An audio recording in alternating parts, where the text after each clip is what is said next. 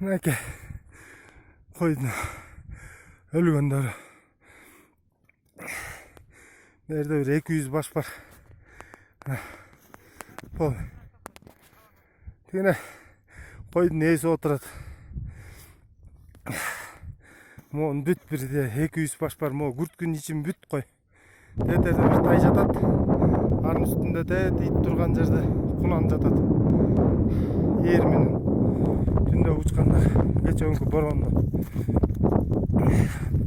Мына койлор ар дагы калгандар аскалардан эптеп жабышып, тиягына тип күрткүнүн үстү менен түшүп келатат. Ошолорду күтүп атабыз. Тигине салдат. Жүрбөй калдык уже. 2-3 күндөн бери ашуудан баспай калдык уже.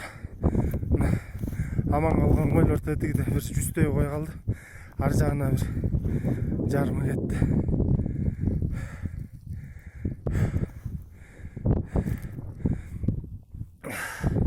Могу бүт кой. Могу ээси турган алды күрткүнүн ичи, коктун ичин бүт бар кой. Бүт өлгөн койлор. Мына коктун могунун ичинин баары тетака жери бүт кой.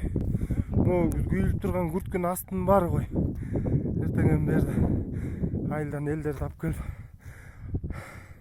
ташытпаса бекер убал малдарга. Азыр берде дагы Кенжебек байкенин койлору бар экен.